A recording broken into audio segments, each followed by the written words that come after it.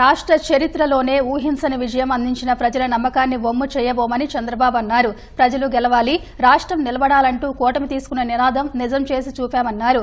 ముఖ్యమంత్రిగానే శాసనసభలో అడుగు పెడతానంటూ తాను చేసిన శపథం ఫలించినందుకు ఎంతో సంతృప్తిగా ఉందన్నారు. రాజకీయాల్లోకి జగన్ వంటి వ్యక్తులు వస్తే ఎంతటి అరాచకాన్ని సృష్టిస్తారో 5 ఏళ్లలో ప్రజలు తెలుసుకున్నారన్నారు. ఎన్డీఏ భాగస్వామ పక్షాల సమావేశంలో పాల్గొనేందుకు చంద్రబాబు ఢిల్లీ వెళ్లారు. తాము ఎన్డీఏలోనే ఉన్నామని, ఇందులో వేరే ఆలోచనకు తావులేదని తేల్చి చెప్పారు. అనేక ఎన్నికల్లో అనేక అనుభూతులు చూశాం, కానీ మేము అన్ని ఎన్నికల కంటే ఇది ఒక తెలుగుదేశం పార్టీ చరిత్రలో, ఆంధ్రప్రదేశ్ రాష్ట్ర ప్రజల చరిత్రలో సువర్ణాక్షరాలతో లిఖించదగ్గ ఎన్నిక. ఇది ఒక హిస్టారికల్ ఎన్నిక.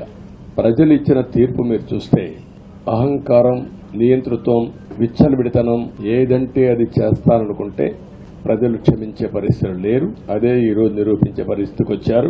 ఒక మాటలో చెప్పాలంటే ఈసారి వీళ్ళు చేసింది గుణపాఠం పాలకులకు కాదు, అవినీతి అహంకారంతో ముందుకు పోయి ఎలాంటి ధ్వంసకారులకైనా ఇదే జరుగుతుందని నిరూపించారు ప్రజలు.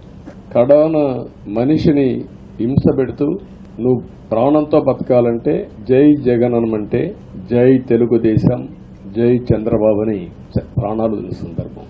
చంద్రయ్య దంచుకుంటే ఆ కమిట్మెంటే, ఆ త్యాగాల ఫలితమే ఈరోజు ప్రజాస్వామ్యాన్ని కాపాడుకోగలిగాం.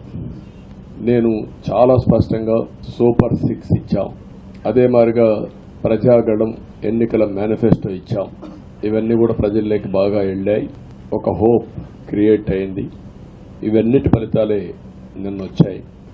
ఈ 5 సంవత్సరాలు జరిగిన విధ్వంసం మీరు ఒకసారి చూసిన తర్వాత ఇది ఒక 30 సంవత్సరాలకు ఎంత డ్యామేజ్ చేయాలనో అంత డ్యామేజ్ జరిగింది. వ్యవస్థలు విధ్వంసం అయ్యాయి. మొత్తం ఎకానమీ కుప్పగూలిపోయింది. అప్పులైతే ఎంత చేశారో ఇంకా లోతు పోతే తప్ప మనకు తెలియదు. ఎక్కడెక్కడ చేశారో, ఏమేం చేశారో తెలియదు. సంబంధం లేని వ్యవస్థతో డబ్బులు తీసుకొచ్చి సంబంధం లేని డిపార్ట్మెంట్కి ఇచ్చారు. ఇలాంటి చాలా ఉన్నాయి. అవన్నీ ఇన్ కోర్స్ ఆఫ్ టైం మీకు కూడా చెప్తాం. ఒక బాధ్యతతో మా మీద ఎంత నమ్మకం పెట్టుకున్నారో ఈ ప్రజల్ని మళ్ళీ ఒక దారి చూపించే మార్గం మేము చూపిస్తాం. ఇదే అసెంబ్లీలో నాకు, మా కుటుంబానికి, మా మిస్సెస్కి జరిగినటువంటి అవమానానికి నా జీవితంలో ఎప్పుడూ బాధపడలా.